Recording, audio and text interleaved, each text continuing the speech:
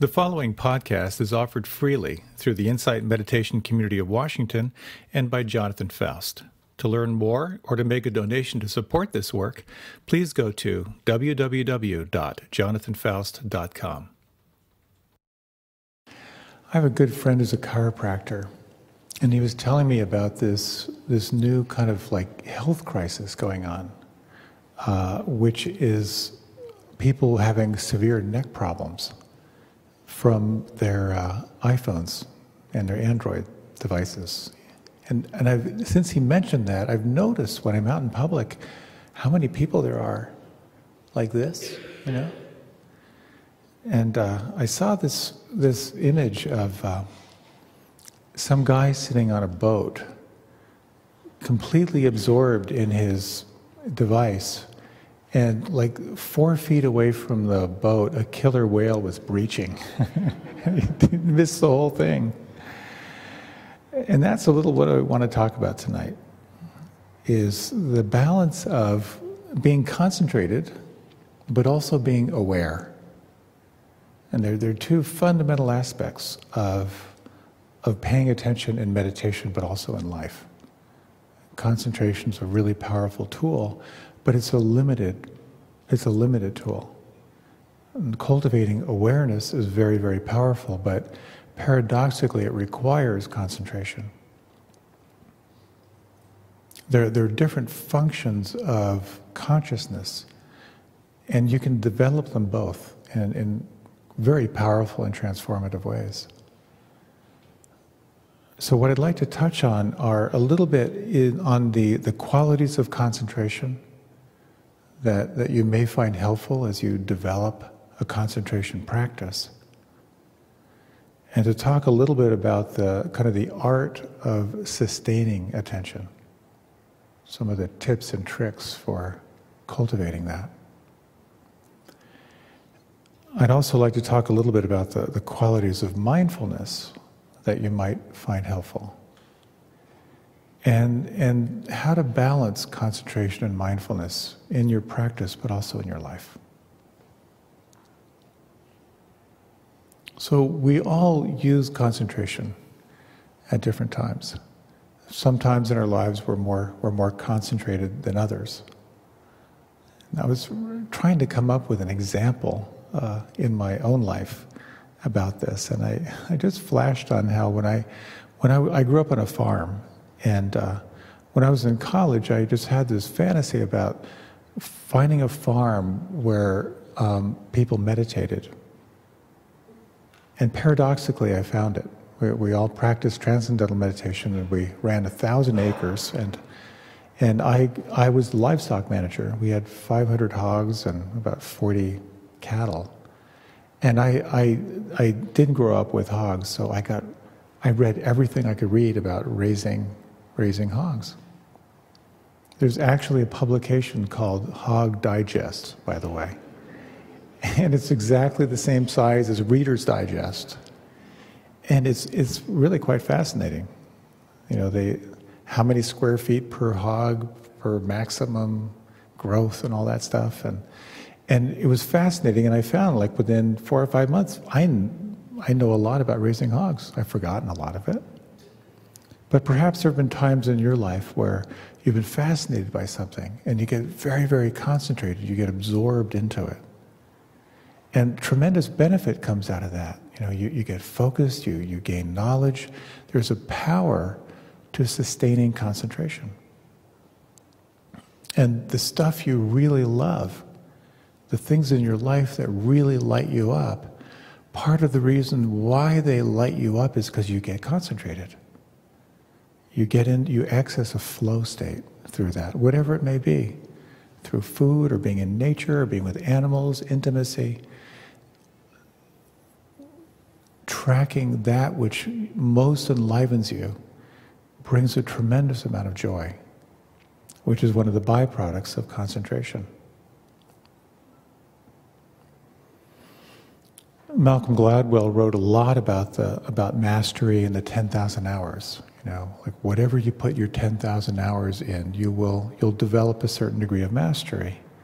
And how, you know, so many of these child prodigies who are, performing at the age of 12, they actually started when they were 3, and they actually have their 10,000 hours.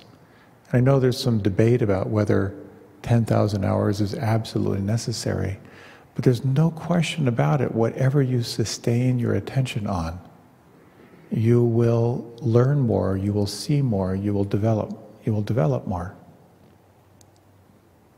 So the practice in meditation is about paying attention on purpose. It's about sustaining your attention on one particular point. And what the vast majority of meditation techniques, they fall under this category of shamatha, or concentration. And it doesn't really matter what your anchor is.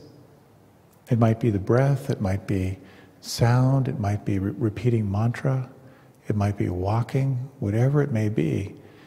You come back on purpose again and again and again to that particular anchor, and you're actually developing a muscle of sustained concentration.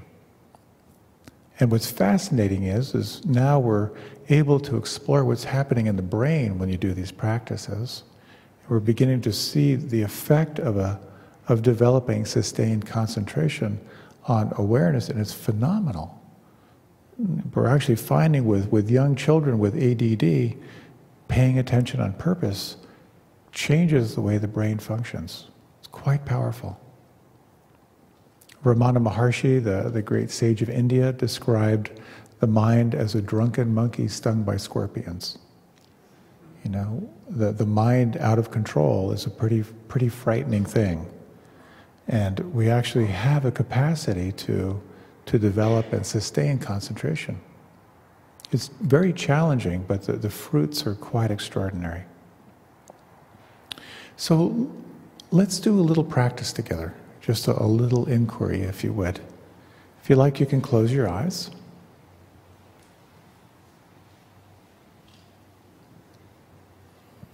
And just take a moment to select a focal point. It might be the breath, or the nostrils, or the belly, or maybe the sounds, or maybe this feeling in the palms. And for the next 2 minutes, sense if you can sustain your attention there.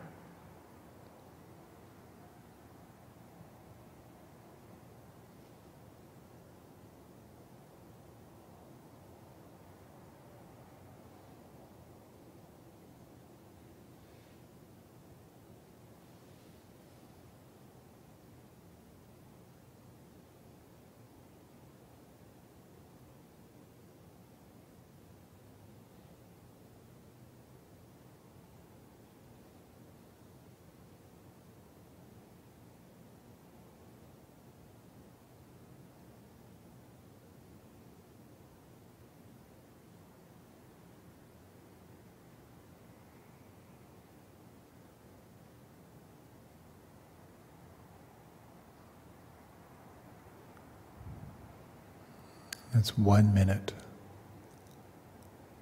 Is it possible to sharpen your attention?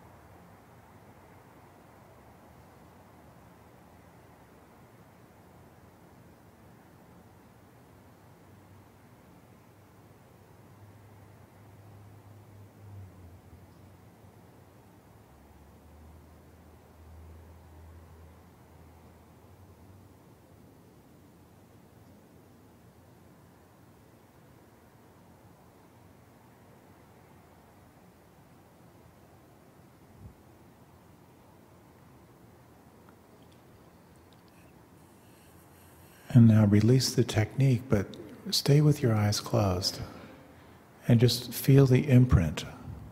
Just monitor. What is the effect?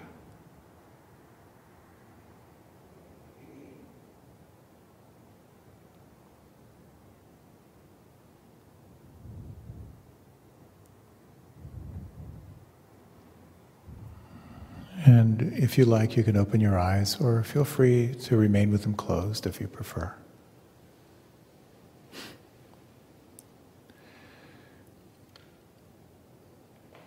Chances are, if we took a poll, there'd be a range from those who kind of felt frustration to those who might have noticed a quality of calming, kind of a quality of soothing that can occur, which is one of the byproducts of concentration practice. And the interesting thing about this aspect of practice is it's willful. It's kind of a forceful practice. You're developing a certain amount of willpower in order to stay present. Mindfulness is different. Awareness is actually a completely different quality, because mindfulness is only cultivated through patience and relaxation. But concentration can be quite powerful. When you're fully concentrated, there can be a quality of deep absorption. There can be a quality of a real wholesomeness of mind. What are considered sort of the three poisons, the three energies that take you away, of greed and hatred and delusion. When you're really concentrated, they don't exist, they're not there. So kind of a wholesomeness, a really deep presence.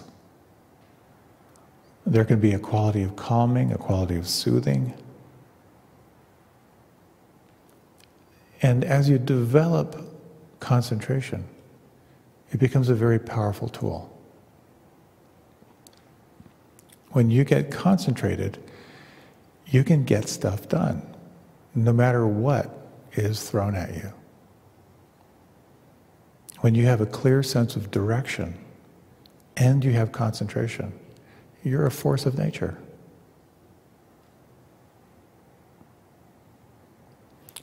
There's a wonderful teacher by the name of Henapula Gunaratna, who's the founder of Bhavana Society in West Virginia. And he wrote one of the best books on mindfulness called Mindfulness in Plain English, which I recommend to everyone, kind of as an essential text. It's available as a PDF download if you want to Google it. We think of concentration as discipline, and there is an aspect of concentration practice which there's a certain amount of work that's required. But this is what he says about the word discipline. Discipline is a difficult word for us. It conjures up images of somebody standing over you with a stick, telling you that you're wrong. But self-discipline is different. It's the skill of seeing through the hollow shouting of your own impulses and piercing their secret. They have no power over you. It's all a show, a deception. Your urges scream and bluster at you, they cajole, they coax, they threaten, but they really carry no stick at all. You give in out of habit. You give in because you never really bother to look beyond the threat. It's all empty back there. There is only one way to learn this lesson, though. The words on this page won't do it. But look within and watch the stuff coming up. Restlessness, anxiety, impatience, pain. Just watch it come up and don't get involved. Much to your surprise, much of it will simply go away. It rises, it passes away. As simple as that.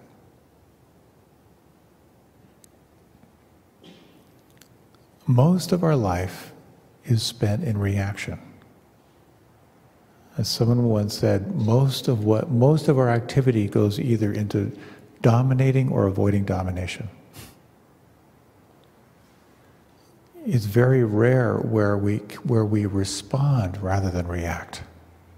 What concentration can help you do is to see what's there and to stay present to it. Now, inevitably, what happens as you get more concentrated, you begin to notice everything that takes you off center, and you begin to recognize the patterns. You begin to see your habitual ways of avoiding discomfort. And all of this leads to sometimes very profound insights in your practice.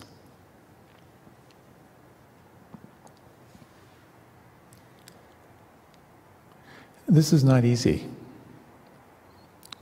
This is a transformational practice. When you have the intention to sit down and cultivate awareness of what is true, it's quite a ride, because you will begin to see what's between you and feeling free. It just happens. And so it requires a certain degree of commitment to really stay in the process with whatever you're wanting. When I joined the Peace Corps, I was in French West Africa, and I so wanted to get fluent in French as quick as I could. And I remember in my training, we'd kind of go out to the local bars and be trying to talk to, the local folks. And I thought, boy, if I can just talk like these guys, it would be so cool. And about 2 months later, as I advanced in my training, we kind of went back out to the bars. I thought, oh my God, I hope I never talk like these people, because my French had advanced so much. And I lived in the city, and I taught in a university, and I remember being at a dinner party where someone who was learning French kind of out in the bush was part of this dinner party, and everything, it was all in French. And someone said, would you like some more food? And she said, no thank you, I'm pregnant. And she was saying literally, je suis pleine, I'm full, which means I'm pregnant. And the whole table kind of turned and looked. But one of the things about learning a language or learning a new skill, learning how to dance, it requires a willingness to go through that awkwardness. One of the reasons why we don't learn a new language is we don't want to sound like an intoxicated 2-year-old, which is a long stage in the process. But when you can sustain concentration, you can go through those stages of learning something new. The first stage being awkward, the second stage being mechanical, which will take you eventually to the third stage of it feeling more natural. How many of us here have started a meditation practice and had it kind of fall apart? Anyone start an exercise regime and have it not be sustained? I've really been fascinated by habits, how we can create habits. Because I find when I kind of hang out with people who are like struggling with some change they want to make, they know exactly what they need to do. Like everyone knows what they need to do and get in better shape. Most people know what they need to eat to feel better. But how do you get over that hump of the resistance that comes up as you're trying to cultivate a new habit, as you're trying to do the things that are going to give you more energy? We've just recently started our year of living mindfully, which is a smaller group doing sustained practice together. And so it's a time for everyone to be asking, well, what do I really want? And how can I make that happen? So there are a couple of things around sustaining attention on practice I thought I might share with you, just from what I've observed and a little bit of what I've read and learned.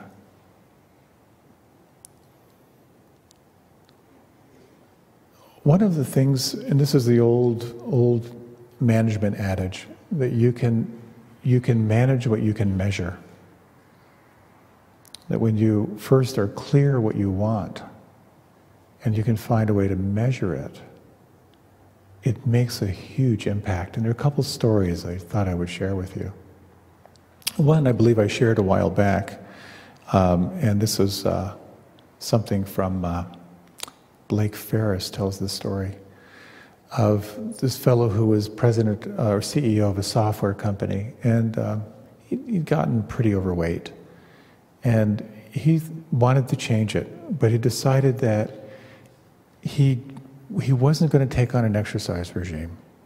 He wasn't going to take on any changing of his diet, but he was going to do one thing.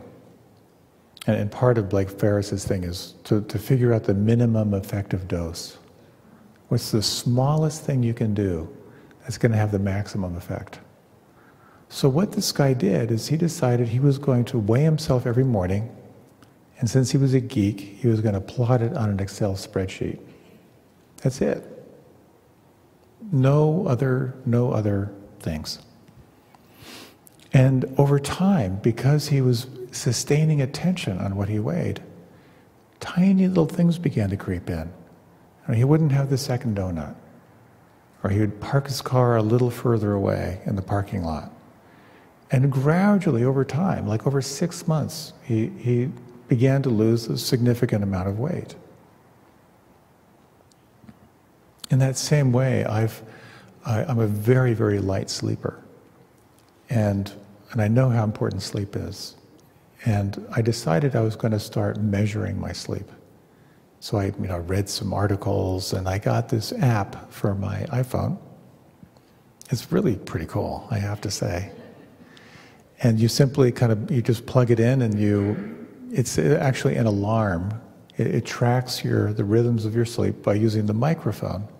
So whenever you're turning over or rustling, it notices that, and it kind of graphs it for you. And so if you set the alarm for 7:30, it'll wake you up a little bit before 7 when you're at the end of a sleep cycle. It's kind of cool. I've never used it as an alarm. I just use it for tracking. But by tracking the data, and I've been doing it for about 3 months, it has affected the way that I live my life. I've begun to recognize that I always wake up between 4 and 4:30. So the only control I have over the amount of sleep I get is when I go to bed. And I can also notice that depending on how much caffeine I've had that day, depending on how much I've exercised, depending on how close a screen has been to my eyes, like the hour before, has all impacted my sleep. So as a result, over time, kind of through that feedback, I have really shifted what I eat, how much I exercise, kind of when I put my electronic devices away, has direct impact on my sleep. So to find a way to track and as a way of paying attention can be tremendous, really, really helpful. Another thing that I found very helpful for myself is using more journaling and more writing as a way to just pay attention. My meditation practice has really been enhanced by just at the end of a sit, no matter how long, to write down the time that I sat and any little observations. Sometimes it's just a lousy sit, 10, that's it. But oftentimes what happens is when you practice meditation, you're changing your brainwave states. You are opening yourself more to insights, to intuition, comes a little bit closer to the surface.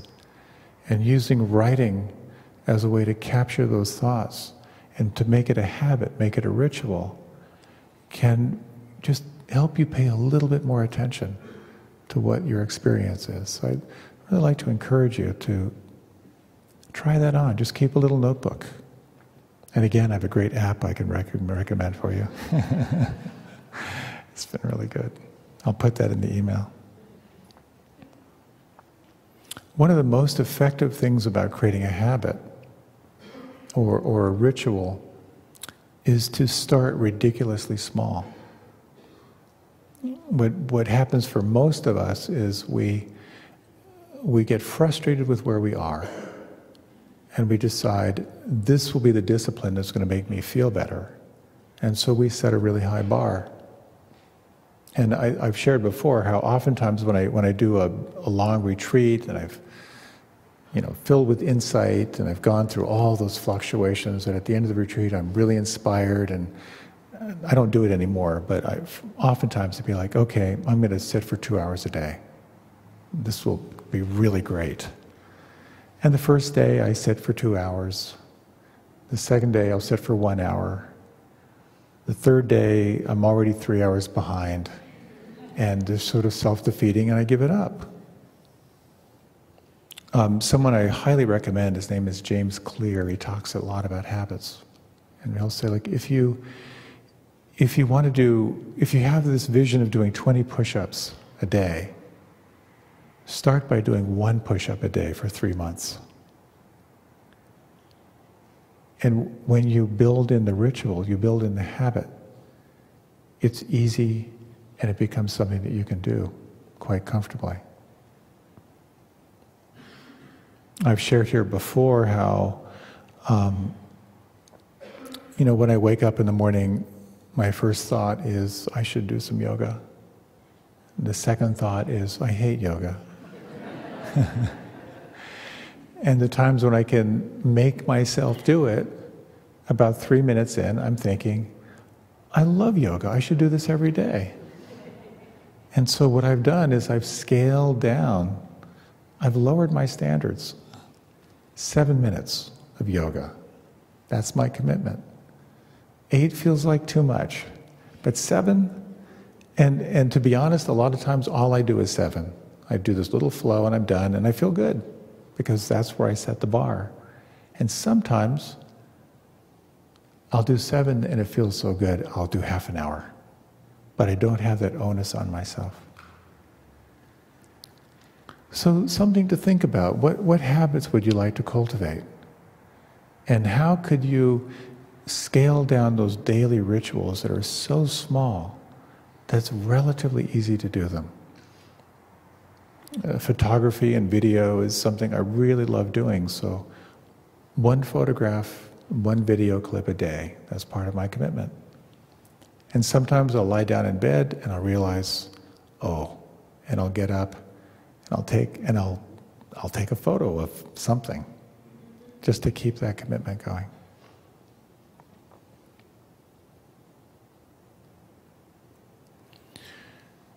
Knowing what you want, knowing what's most important, and then finding a way to shift your life in a way that is more possible is part of the strategy, particularly when what you want has something to do with transformation, has something to do with cultivating wisdom, cultivating compassion, because it truly is swimming upstream.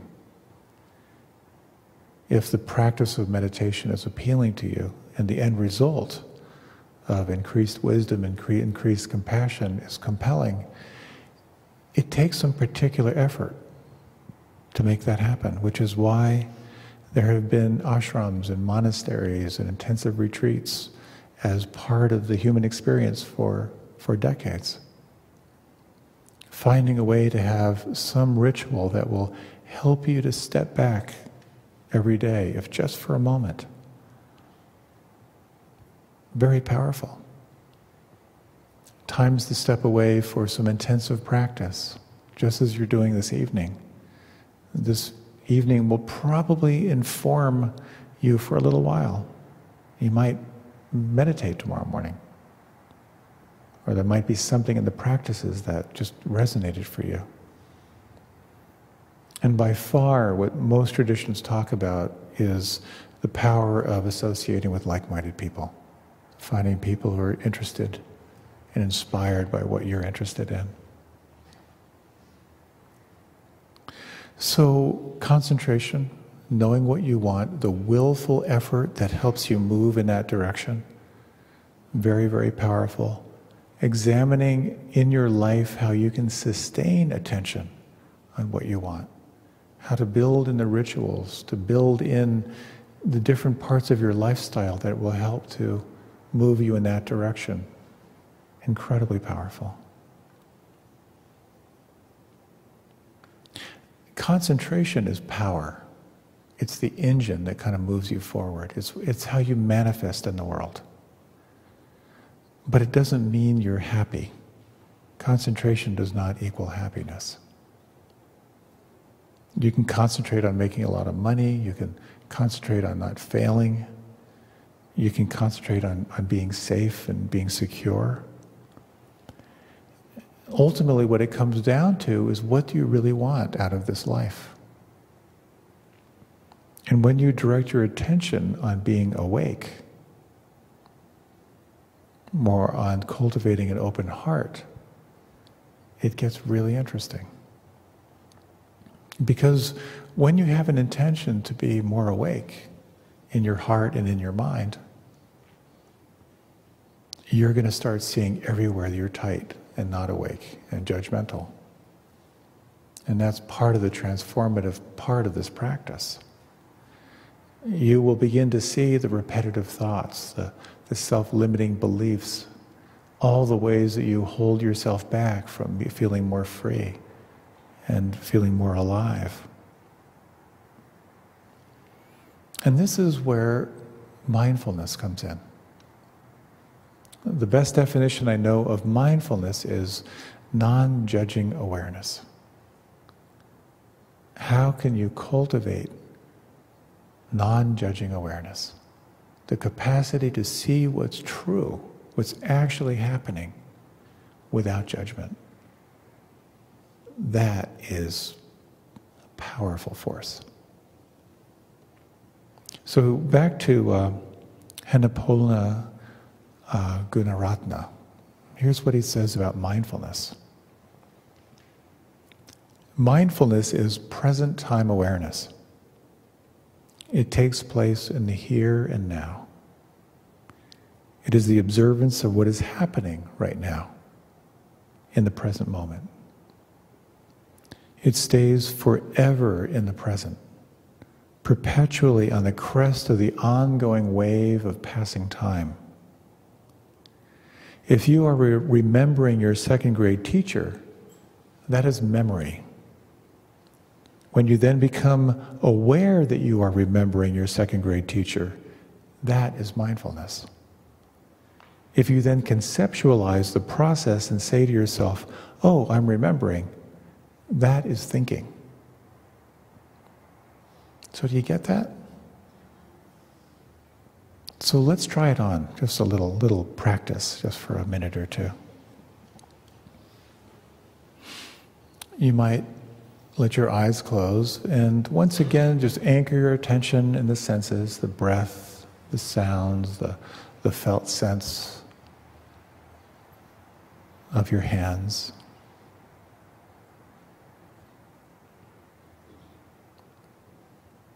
And what does it mean to be aware? Concentration has a quality of forcing, of willful practice. Awareness is spontaneous, effortless. And now for the next 2 minutes, just simply explore what it means to be aware of everything that is arising and falling away.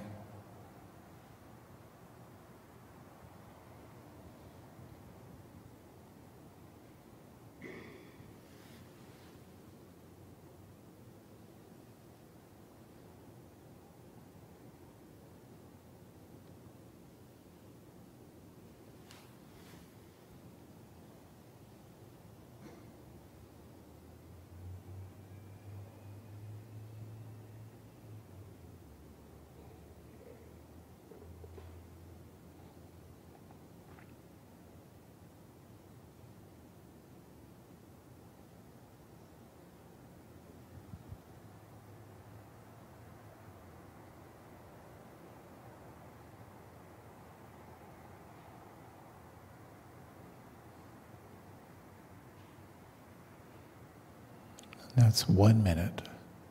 You might explore, could you relax or soften? And could you relax or soften even more than that? What does it mean to be aware of awareness?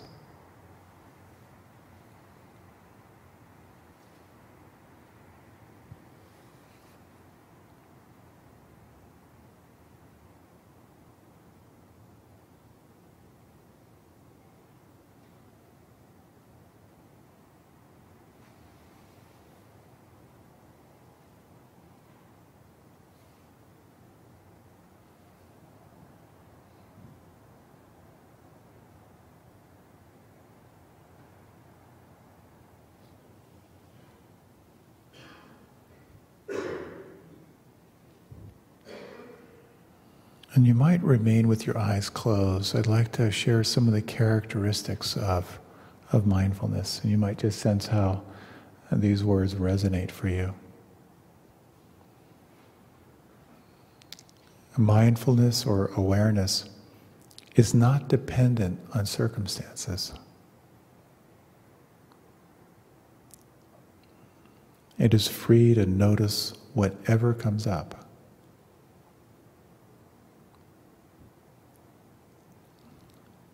It is not limited.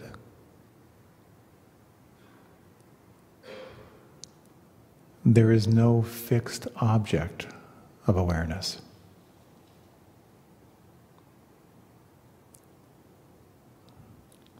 It observes what changes.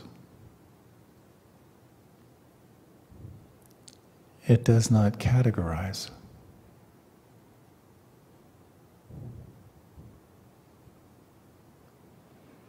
It cannot be developed by force. Forcing is actually a hindrance to mindfulness.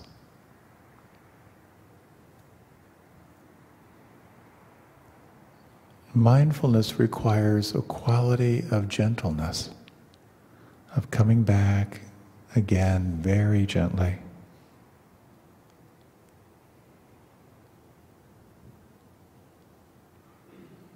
And finally, mindfulness is not selfish. You cannot manipulate your state. You cannot manipulate another person's state. You simply see exactly what is here.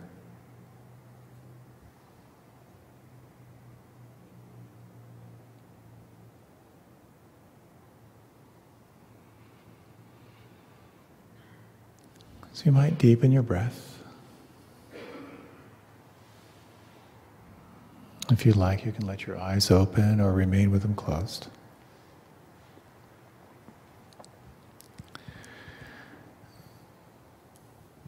So do you have a sense of how these two qualities work together? The willful calling of your attention, kind of the calming of this erratic mind that allows you to see everything that's changing, that develops your capacity to stay with all the modifications of the mind and emotions.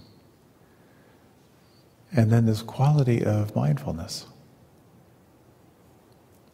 So if you want to grow in concentration, you need to be focused and diligent and consistent.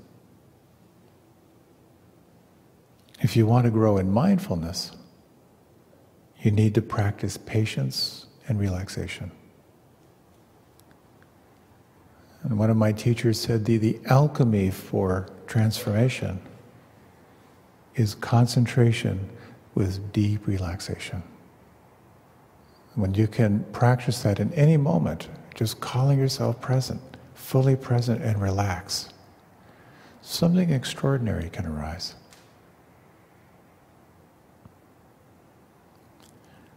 So I thought we might close with a little meditation on a final reading. And this is from a Tibetan teacher, a Rinpoche, who talks about this practice of deep letting go. So if you like, you can close your eyes. And this reading is sort of predicated on acknowledging the role that concentration plays. But where concentration practice leads you is to this very deep inquiry into awareness itself.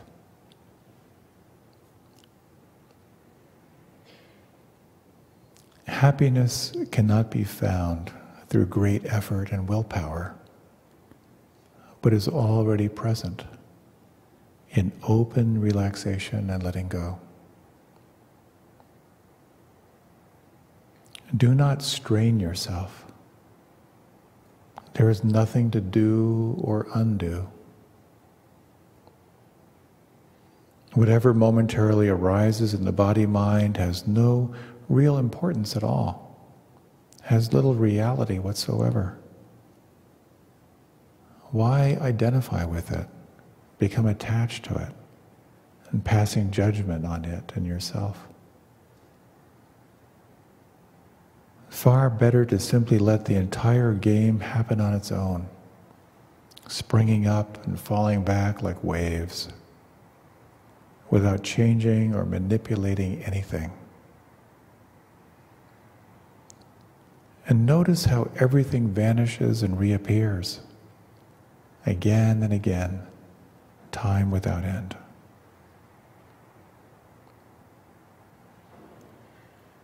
Wanting to grasp the ungraspable, you exhaust yourself in vain. As soon as you open and relax this tight fist of grasping, infinite space is there. Open, inviting, and comfortable. Nothing to do or undo. Nothing to force. Nothing to want. And nothing missing.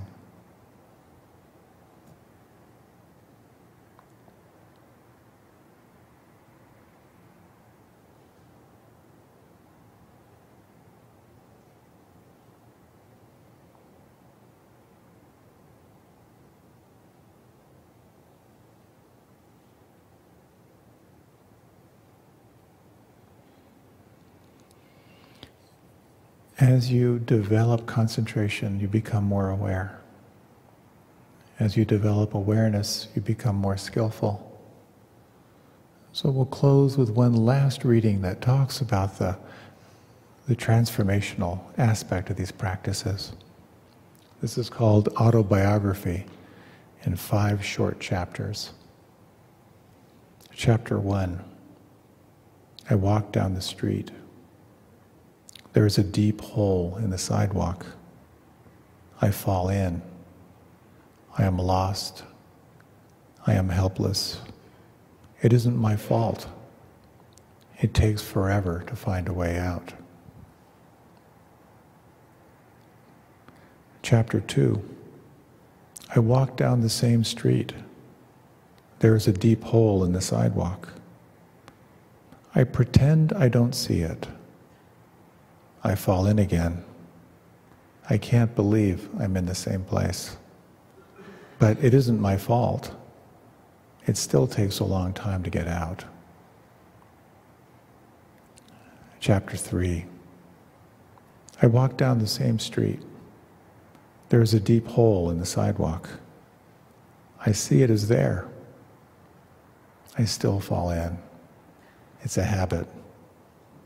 My eyes are open. I know where I am. It is my fault. I get out immediately. Chapter 4. I walk down the same street. There is a deep hole in the sidewalk. I walk around it. Chapter 5. I walk down another street.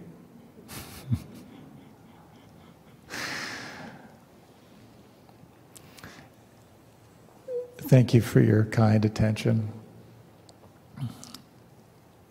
And thanks for making your way out into the cold, which is now even colder. I believe we might have some tea and cookies if you'd like to hang out for a little bit. And just on your way home, look out for holes in the sidewalk. Thank you again. Have a wonderful night. I'll see you next week. I'll be back next week.